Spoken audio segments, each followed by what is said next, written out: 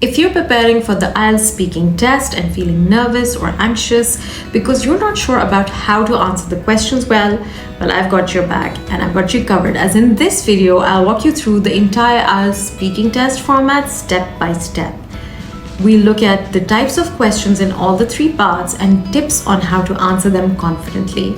We will also look at bands 7 and 8 answers for each part along with my breakdown and reasons for why they work. And at the end, I'll share a free downloadable PDF with common IELTS speaking topics and practice questions for you. This video is a complete overview that will make you feel prepared and confident about what to expect on test day.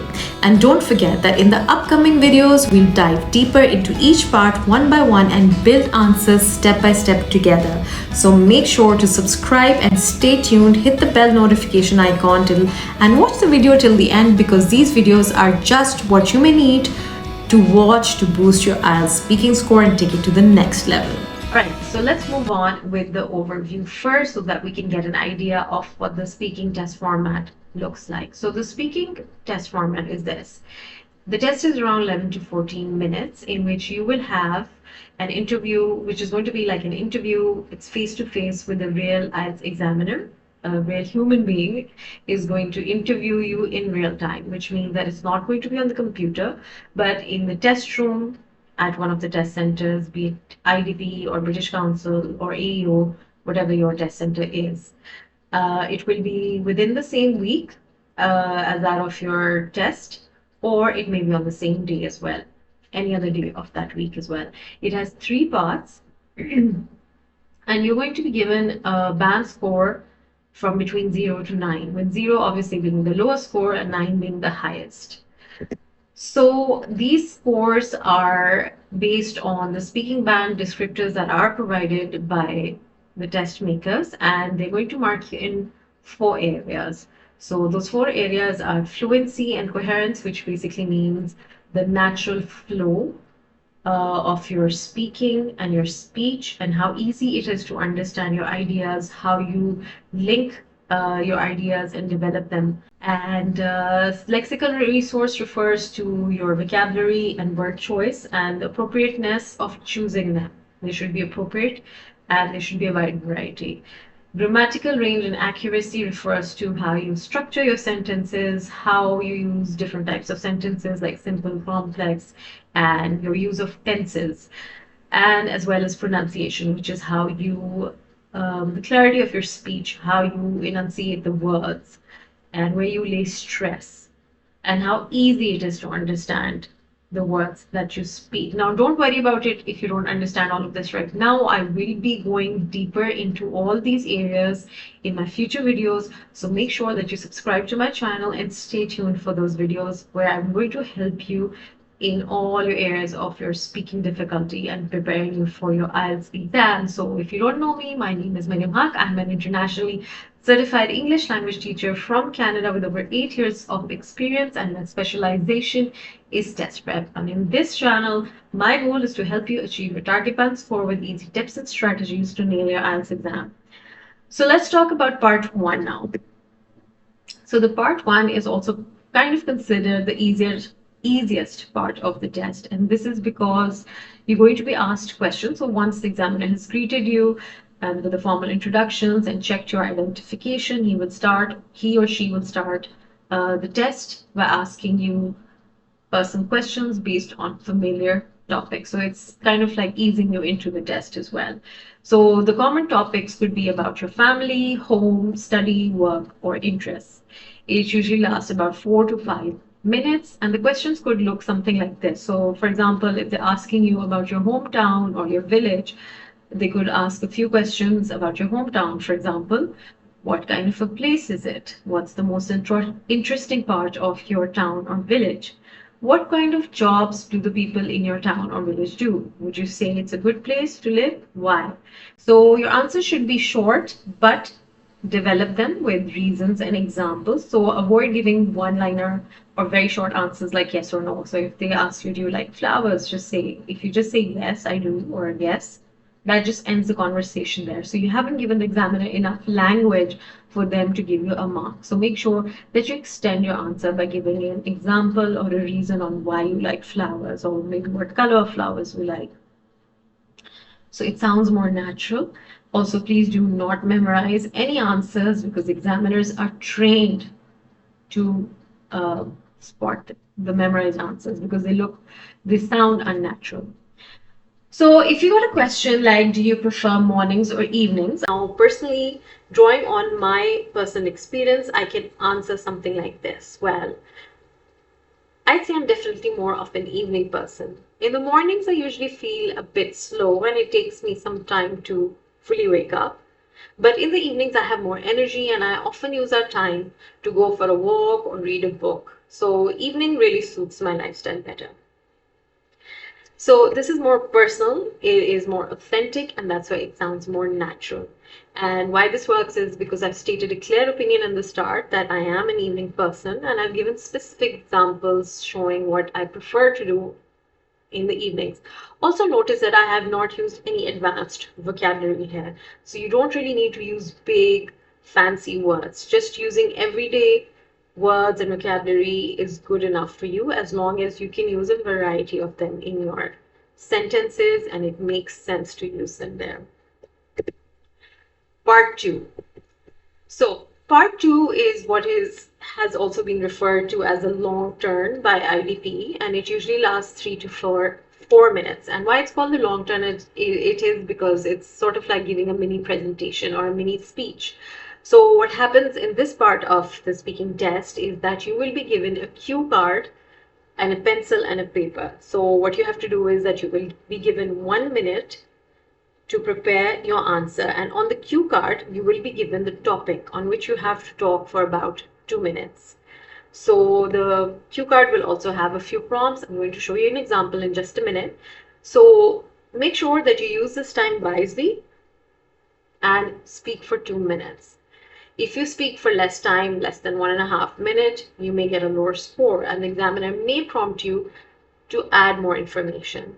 If you speak for longer than 2 minutes, that's absolutely fine. You will not have any marks deducted. And depending on your answers, the examiner may or may not ask you 1 or 2 follow-up questions.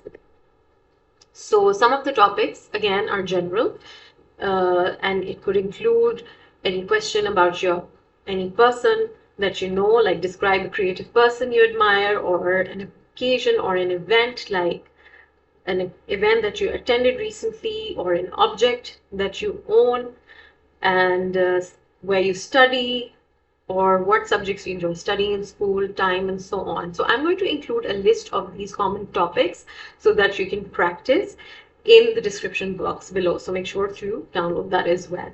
So here is an example of an actual cue card for from an IELTS exam.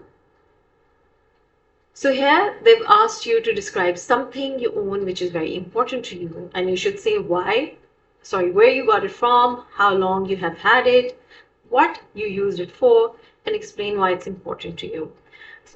So some useful tips here are that use your time, the 1 minute that you get, to jot down any key ideas that you get, or keywords that are going to help you structure your answer. And plan your answer with the beginning, middle, and end. So it's sort of like a mini essay, if you think. And just focus more on getting your idea across. Don't worry so much about the grammar and other aspects. It will naturally flow once you have your keywords there and some ideas, and you're using examples, and you know how to structure your answer. So make sure that you stay tuned for my next videos of this part series on speaking test, part 1, part 2, and part 3, where I'm going to do a deep dive, and we are going to build answers step by step so that you feel confident in answering each part of the question in your test. So do subscribe to the channel, because there's some very useful information coming up. So meanwhile, just to leave you with an example, if you got a question like this, describe a useful object in your home. So my answer would be, well, I would say that my smartphone is the most useful object in my home, because I use it for a variety of purposes every day.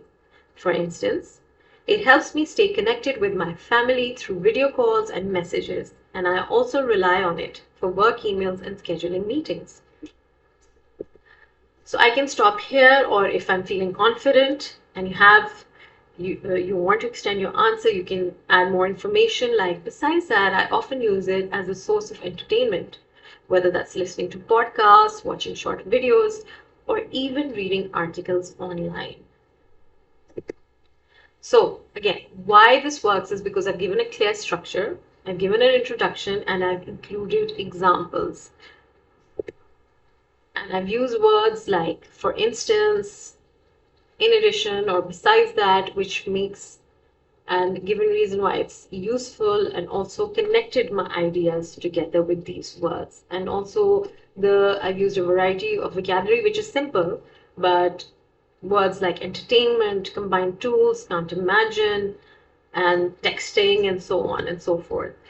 And this example sounds natural because it's based on my personal experience and how I truly feel. So it's more authentic and not memorized. Okay, finally, part 3. So part 3 is more of a conversational style of, you can say, like a two-way conversation. So again, it lasts for 4 to 5 minutes. The examiner will ask you questions on more complex or abstract ideas related to any topic from part 2. So where part 2 was a bit more personal, now this becomes more common, or say about the world at large. So you don't have to give a full mini presentation for 2 minutes. You're not going to just keep talking, but you should have a clear description of what you're going to say, and it should be around 5 to 6 sentences. I'm going to give you an example. And a helpful tip for how to answer the third part of the test would be to give a clear opinion, support it again with reasons, examples, and try to show a balance by mentioning different sides of an issue. So for example, if you got a question like this, do you think technology has changed the way people communicate with each other? I can say, yes, definitely. In my opinion, technology has completely transformed communication. For example, instead of writing letters, people now rely on instant messaging and video calls, which make conversations much faster and more convenient. Again, I can stop here, or I can extend my answer, which makes it more balanced. So on the positive side, it allows families living in different countries to stay close and connected. However, I also think there are some drawbacks, because sometimes face-to-face interaction is replaced by texting, which can feel less personal and people are spending less time together.